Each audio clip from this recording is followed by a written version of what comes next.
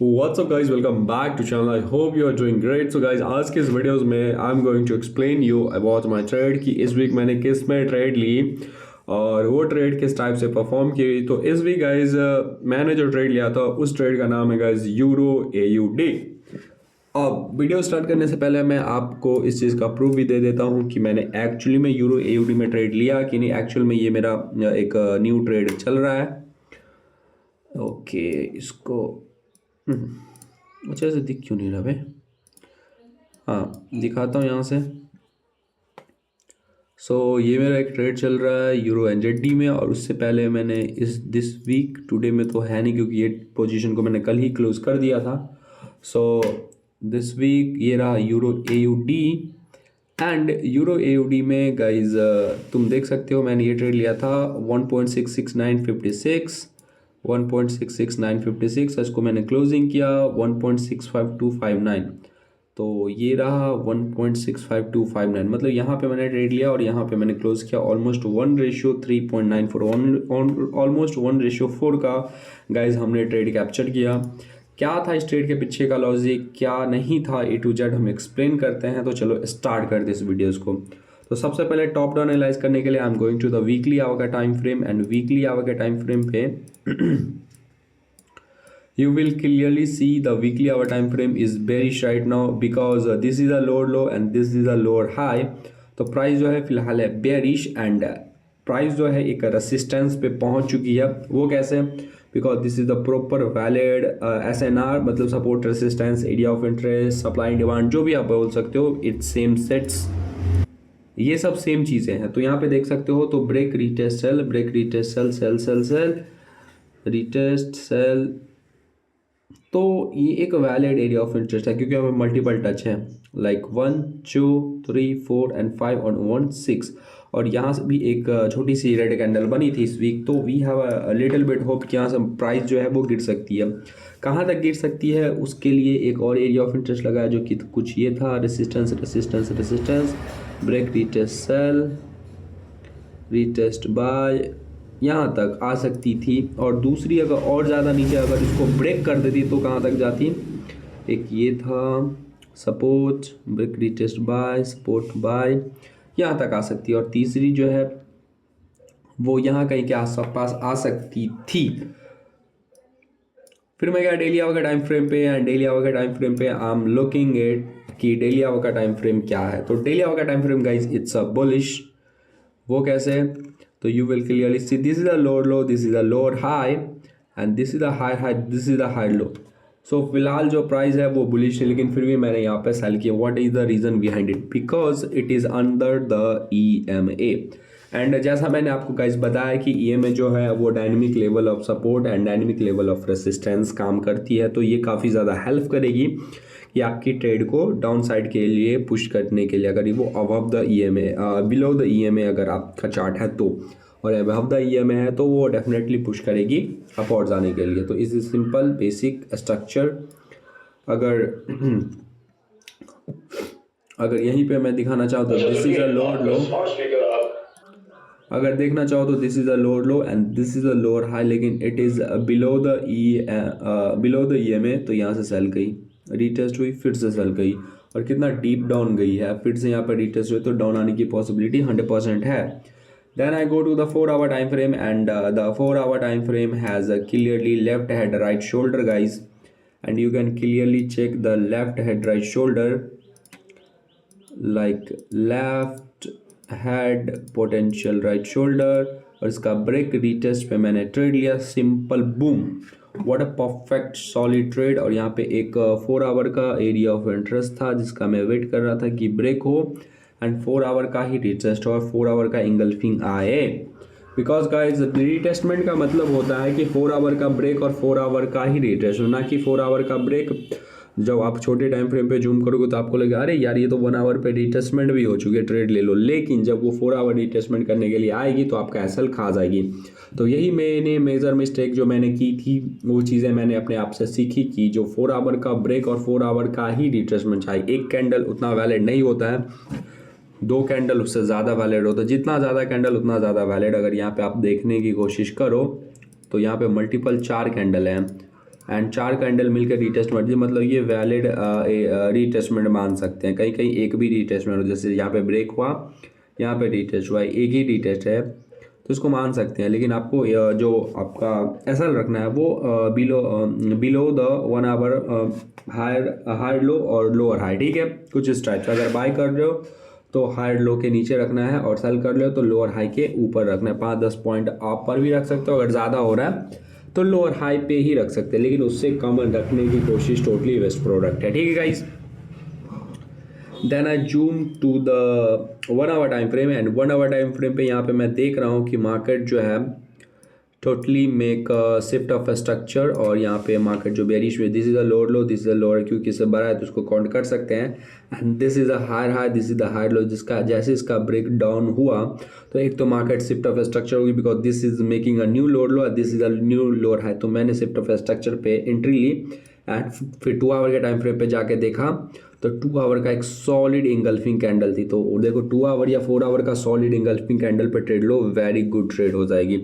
Then मैंने यहाँ पे एंट्री लिया और एसएल जो मैंने रखा गाइस 1 आवर के टाइम फ्रेम पे जाके देखा हूँ तो एसएल जो है मैंने जस्ट इसका जो ये था विक के आसपास मैं 42 या 43 पिप्स के आसपास अपना एसएल रखा और ट्रेड लिया। जैसे ही ट्रेड धीरे धीरे प्रॉफिट में अगेन मेकिंग अ न्यू रीट्रेसमेंट है, उसके बाद मार्केट सीधे गिर चुकी है।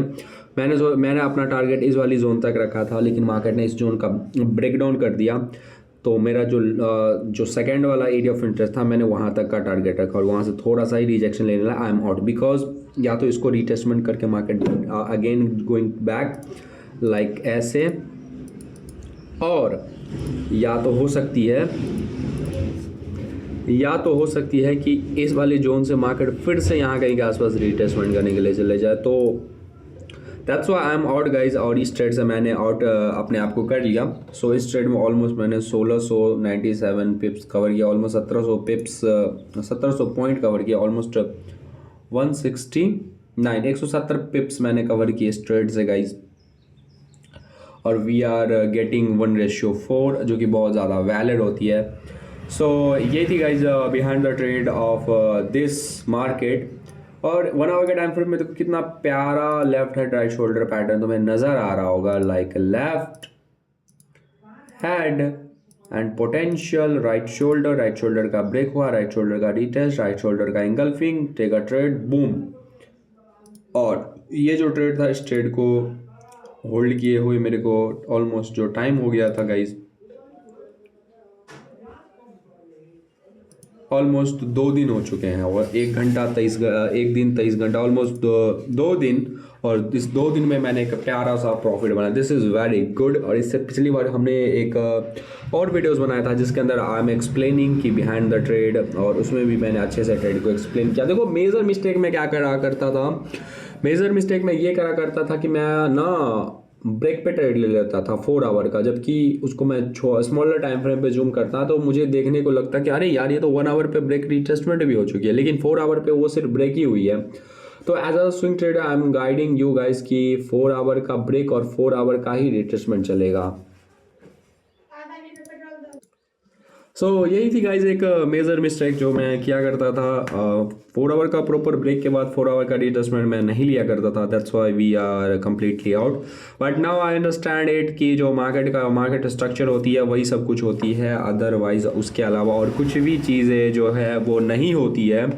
So you have to understand it कि मार्केट में कुछ खास नहीं है, सिंपल सी है, just break, retest, engulfing, sell और बाय, सिंपल गाइस, इससे ज़्यादा कुछ नहीं। मार्केट स्ट्रक्चर, मार्केट का सबसे पहला चीज़ होती है trend, like weekly time frame और डेली टाइम फ्रेम है, 4 आवर टाइम फ्रेम क्या कह रही है, जिसमें से 2 टाइम फ्रेम सिंक होना चाहिए और वो भी बड़े टाइम फ्रेम में। जैसे मान लो कि अगर weekly time frame is bullish and daily time frame जो है वो बेरिश है एंड 4 आवर टाइम फ्रेम भी बेरिश है, then this have a lots of chance की मार्केट जो है वो बेरिश जाए, लेकिन थोड़ी ही टाइम के लिए, क्योंकि weekly time frame is of course bullish right now.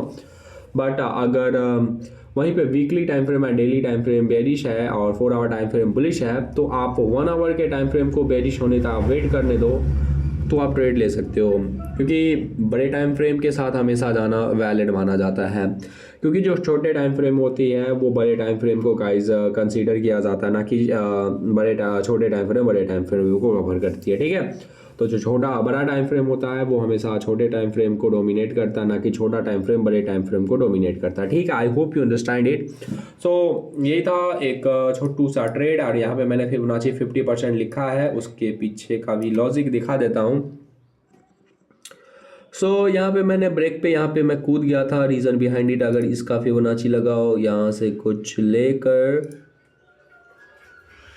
Like यहाँ तक, तो सेम मार्केट वहीं से गिरी थी, लेकिन मेरा दूसरा होप ये था कि अगर मार्केट जैसे कि यहाँ से मैंने जो ट्रेड ली, और ट्रेड लेने के बाद मार्केट जो है वो ऊपर जा रही थी यहाँ कहीं के आसपास, तो मुझे लगा कि मेरा एसएल ना खा ले, तो वी हैव वेरी, मुझे यहाँ पे काफ़ी ज़्यादा डर हो गया था। देन मैंने यहाँ पे फिबोनाची मार्क करी इसके, क्योंकि मार्केट डाउन ट्रेंड है तो मैं अप से डाउन मार्क करूँगा, अप ट्रेंड में मार्केट को मैं डाउन से अप मार्क करूँगा। ठीक है, तो इसके वीक से यहाँ तक मैंने मार्क करी, तो एक फिबोनाची का एरिया बना जो कि कुछ ये है, और एग्जैक्टली तुम सीन देखो कि मार्केट जो है ना सेम 1 आवर के टाइम फ्रेम पर देखो, तो सेम इसी वाली जोन से मार्केट एंगल्फिंग बनाए, बूम, और गिरते चली गई नीचे। That's the power of Fibonacci guys. तो फिबोनाची का भी यूज़ कर सकते हैं, जो कि काफ़ी ज़्यादा वैलिड होता है। फिबोनाची से आपको काइंड ऑफ ये पता चल जाता है ना कि मार्केट जो है वो एक्चुअली में आपके फेवर में जा रही है कि नहीं जा रही है, क्या सीन है क्या सीन नहीं है गाइस। तो ये एक सिंपल सी चीज़ें थी जो कि बिहाइंड द ट्रेड, ये मैंने आपको एक्सप्लेन कर दिया। और अभी फ़िलहाल में मैं दूसरे मार्केट में हूँ जो है गाइस, अबे यार ये ऐसा क्यों हो रहा है। अरे दिख क्यों नहीं रहा, डॉट डॉट काहे आ जाता है भाई, पता नहीं। मैं दिखाता हूँ आपको। अभी मैं दूसरे मार्केट में हूँ, ट्रेड लिया हुआ अगेन, जिसका नाम है यूरो एनजेडी। वो यूरो एवडी था, ये यूरो एनजेडी, दोनों सेल ही किया है। तो यूरो एनजेडी को मैं देख लेता हूँ गाइज, यूरो एनजेडी के पीछे का क्या कारण है। थोड़ा सा वीडियोस बराबर है उसके लिए सॉरी, बट यूरो एनजेडी मैं आपको दिखा देता हूँ। तो दिस इज़ यूरो एनजेडी, और इसके बिहाइंड द सीन की वीडियोस भी आएगी अगर ये ट्रेड हमारा टीपी हिट करती है। लाइक अभी अच्छा चल रही है पोजीशन, और आज के दिन को देखा जाए तो आज है थर्सडे, कल होगा फ्राइडे, और कल के बाद मार्केट हो जाएगी क्लोज। तो देखते हैं आज के दिन कैसा क्या सिचुएशन रहता है, एंड फिर नेक्स्ट वीक कैसे क्या पॉसिबिलिटीज़ होती है। एंड यहाँ पे देखने की कोशिश कर तो काफ़ी massive massive massive engulfing candle आई है, तो एक और रेड कैंडल बनने की कोशिश में हो सकती है, या फिर हो सकती है अगर यहाँ से यहाँ तक फिबोनाची में मार्क करो तो यहाँ से मार्केट उठ भी सकती है, क्योंकि यहाँ पे एक EMA है।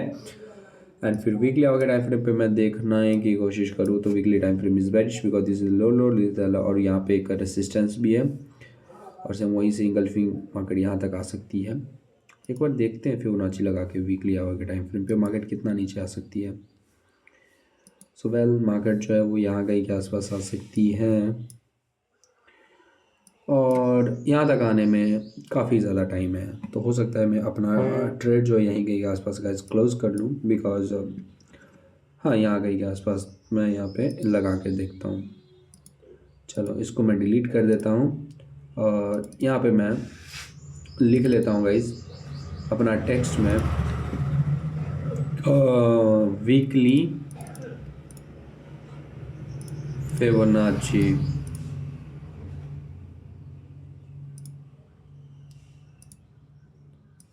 फिबोनाची 50%।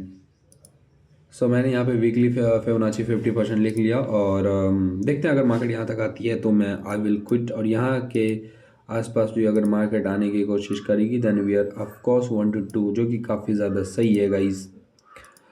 बाकी enjoy this videos, I hope you enjoy this videos. इसके बिहाइंड द सीन भी आएगा, देखने में लग रहा है proper break, retest also EMA, retest area of interest, and then sell, boom. very simple guys, very simple। चलो I hope you enjoy this video, thanks for watching guys. मिलता हूँ आपसे नेक्स्ट वीडियो में, take care, love you, bye bye.